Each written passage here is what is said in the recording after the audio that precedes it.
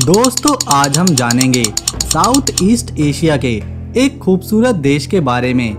कहते हैं युवाओं को यहाँ की महिलाओं की सुंदरता, सस्ती शराब, टूरिस्ट प्लेस और इनका चौंका देने वाला कल्चर अपनी ओर खींच ही लाता है। इस देश के लोग पैसा तो कमाते हैं लेकिन जोड़ते कभी नहीं। जितना कमाते हैं सारा खर्च कर देते हैं। इस देश में किराए पर माँ भी मिल जाती है। यहाँ की करेंसी इतनी कमजोर है कि हर भारतीय यहाँ जाकर करोड़पति बन जाता है। दोस्तों हम बात कर रहे हैं लाओस देश के बारे में।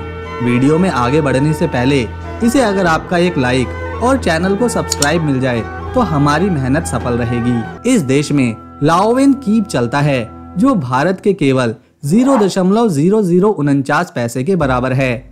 अगर कोई भारतीय 1000 रुपए वहाँ की करेंसी में चेंज करवाता है तो वो 1000 रुपए 2,05,000 कीप बन जाते हैं। इसीलिए तो हर भारतीय लाओस में करोड़पति कहलाता है और यहाँ की महिलाएं इन पर फौरन आकर्षित भी हो जाती हैं। आप इस देश के बारे में एक बात जानकर चौंक जाएंगे कि यहाँ की महिलाएं अपनी कोख किराए पर देती हैं, यानी पैसे लेकर दूसरे शादीशुदा जोड़े के बच्चे पैदा करती हैं, उन्हें खुशी देती हैं और लाओस में इस काम को जायज माना जाता है। इसे आप नौजवानों का देश भी कह सकते हैं क्योंकि यहाँ के लोगों की एवरेज एज केवल 24 साल है।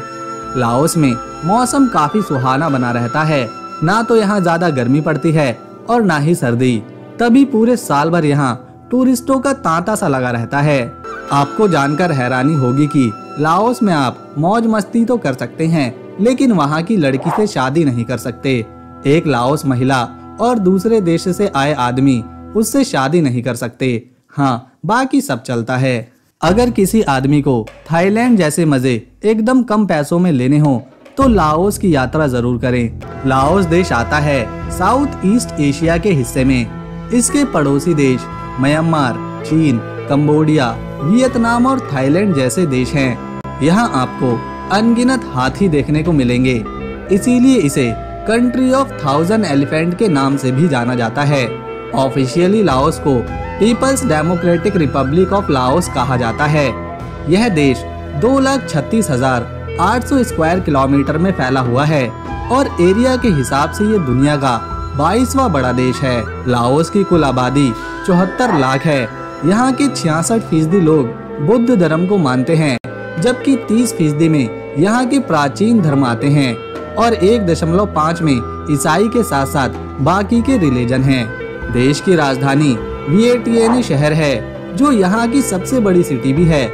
यहाँ के लोग लाओ भाषा बोलते हैं जो सुनने में चाइनीज भाषा की तरह लगती है। फ्रांस ने इस देश पर कई सालों तक शासन किया लेकिन 1949 में इसे फ्रांस की हुकूमत से आजादी मिली और लाओस में इंडिपेंडेंस डे 2 दिसंबर को सेलिब्रेट किया जाता है। क्वांग सी वाटरफॉल इस देश में ऐसी जगह है जहां जाकर पर्यटकों के साथ साथ लोकल पीपल्स भी जमकर प्राकृतिक सुंदरता का मजा उठाते हैं। झरने से गिरता पानी, हरे भरे पेड़ और मन की शांति लोगों को इस स्पॉट पर खींच लाती है।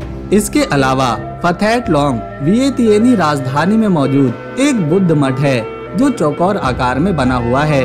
इसके कुछ हिस्से गोल्ड से भी बनाए गए हैं और लाओस में ये भी घूमने का एक केंद्र है। वेट जियांग थोंग इसे temple of the golden city भी कहा जाता है जो उत्तरी सिरे पर मौजूद है। इसे सेठ कीरत ने 1559 में बनवाया था। यह बुद्ध मठ लाओस में काफी महत्व रखता है जो अपनी रॉयल्टी, आर्किटेक्ट और श्रद्धा का केंद्र है। दोस्तों लाओस की कॉफी वर्ल्ड फेमस है जिसे यहाँ से काफी देशों में एक्सपोर्ट भी किया जाता है। यहाँ के घने जंगल, नेचुरल पार्क इतने शानदार हैं कि टूरिस्ट इनमें जंगली जानवरों को अपनी आंखों के सामने देखने का सपना पूरा कर लेते हैं। लाओस का नेशनल एनिमल हाथी है। सियामीज फायरबैग यहाँ का नेशनल बर्ड है।